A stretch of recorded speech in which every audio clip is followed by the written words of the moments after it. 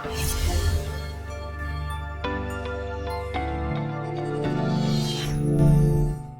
everyone, this is Randy. Welcome to this edition of E3 Minutes for Life. I'm standing here today on a salt flat in front of the Great Salt Lake outside of Salt Lake City, Utah.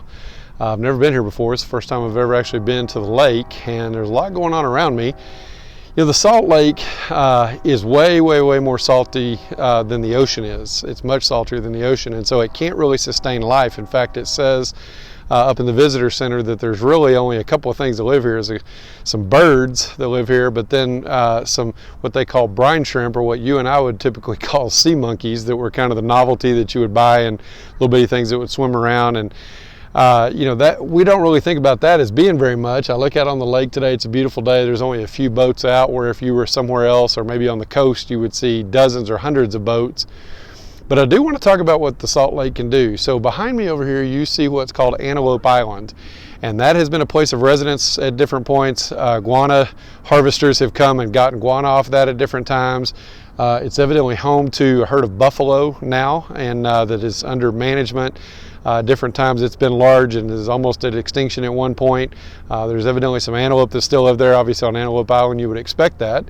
But it's you know, a large island out in the middle of that. Then we move over a little bit this way, and we see, I don't know if you can see the white building down there. It's a long way away, but that's called the Saltair, and that has been around since the early 1900s, and it was a hotel, kind of a hot springs type mindset, where people would come here and bathe in the Salt Lake because it did so much for their skin and everything. It burned more than once. It got flooded one time when the lake level got high. It's been rebuilt. It never has really gotten back, I don't think, to its nostalgia and its heyday that it was in the early 1900s. But nonetheless, that brought many tourists here. And where sea monkeys or the brine shrimp made, I think they said $500 million a year for this area, this was bringing people from all over the nation. Well, then we moved to where, you know, the really big money maker is. And as I walk over this way, you're going to begin to see there is a refinery over here. And this is where they are pulling water. They do blast mining over here. With water where they blast it into the side of the hill. They've got some different drying tanks where they get the water up in those drying tanks, let the water evaporate, and then they're left with the minerals and everything. And then they go through a process, and that smokestack you see right there, I can't believe it, because I've been to both these places. It's much taller than the St. Louis Arch, than the Gateway Arch in St. Louis, and it's nearly as tall as the Empire State Building.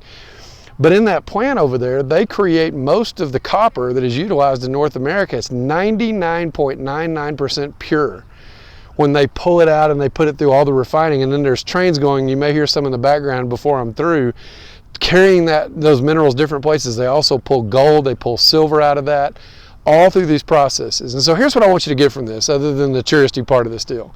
When you look within your organization, you may have some people who have very specific value that they bring. They may have a talent, a skill, a learned knowledge, some experience that they bring. And it may not be that everyone is looking for that one thing.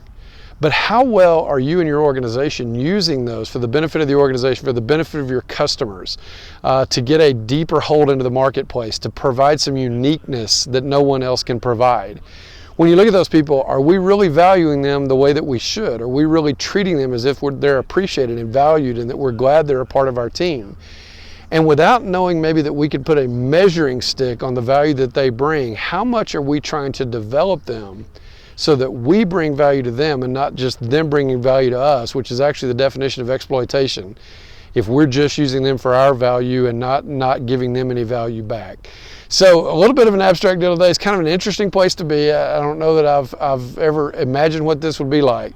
But from a salt flat in Utah, this is Randy. Thanks for joining us for this edition of E3 Minutes for Life, and we'll see you next time. Bye-bye.